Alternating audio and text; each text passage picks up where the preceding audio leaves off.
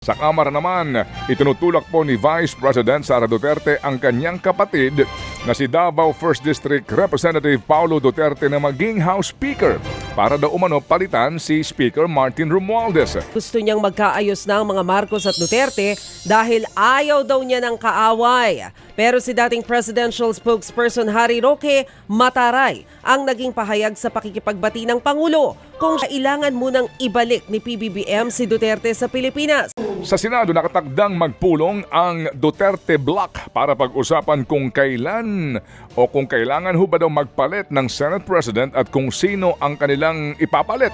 Ayon kay Senador Bato de la Rosa, hindi maaring ismulin ang Duterte Block. Nandiyan po sina Bongo, Robin Padilla, Rodante, Marcoleta at Amy Marcos.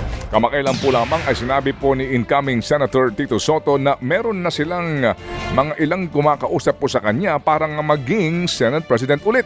Pero sabi ngayon ni Bato, baka hindi lang Escudero versus Soto ang naglalaban-laban. Posible din daw ho na si Senador Alan Peter Cayetano at Senador Mick Zubiri.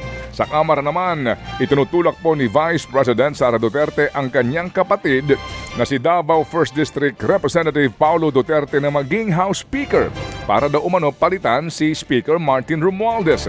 Tiniyak po naman ni Apo Bicol Party List Representative Alfredo Garbin na nanatili ang suporta ng mayorya ng mga party list groups kay Romualdez. Katunayan, meron daw umanong manifesto of support na nilagdaan ng nasa 240 mga kongresista.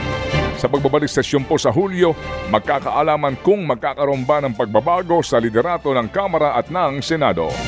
Maalat naman ang pagtanggap ng mga kaalyado ng mga Duterte sa pahayag ni Pangulong Bongbong Marcos na second chance para sa unit team. Matatanda ang sinabi ni PBBM na gusto niyang magkaayos na ang mga Marcos at Duterte dahil ayaw daw niya ng kaaway. Pero si dating presidential spokesperson Harry Roque mataray ang naging pahayag sa pakikipagbati ng Pangulo. Kung siya raw ang tatanungin, hindi na. Lalo't si PBBM ang nagpakulong kay dating Pangulong Duterte sa The Hague.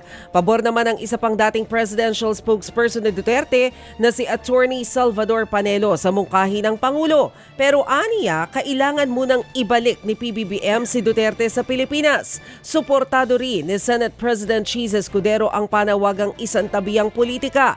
Dapat daw hindi na magpakain sa politika ang mga leader ng bansa, bagkus tutukan ang mga suliranin ng taong bayan. Talaga lang ha. Samantala po naman itinanggi ni Senator-elect Panfilo Ping Lacson na nakipagkita siya kay VP Sara Duterte pagkatapos po ng halalan. Ayon sa kanya, nakakatanggap daw siya ng report na nakita raw siya at ng isa pang Senator-elect o nakipagkita raw po siya at ng isa pang Senator-elect sa Vice Presidente.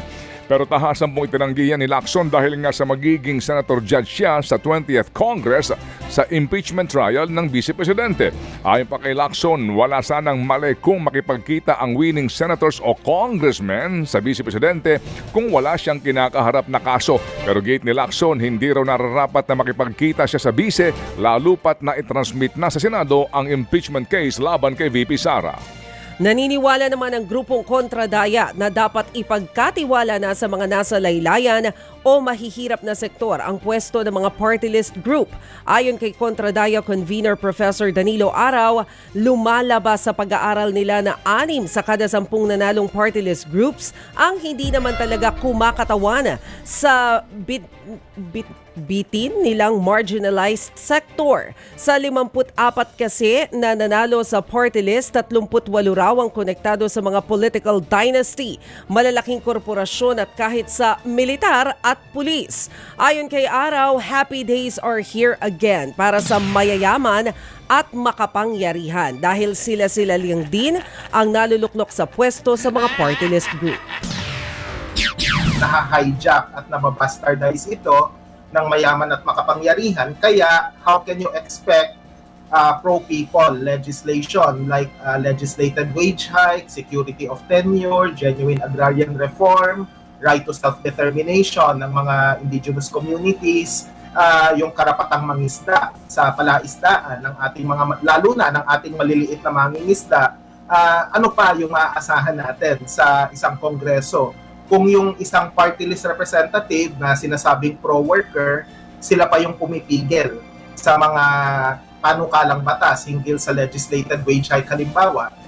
Yan ang tinig ni Kontradaya Convenor Professor Danilo Araw. Sa ilang pang balita, babantayan daw ni Pangulong Marcos Jr. ang pagbalangkas sa pambansang budget sa susunod na taon matapos nga ang kaliwat kanan pong issue sa ipinasang 2025 national budget.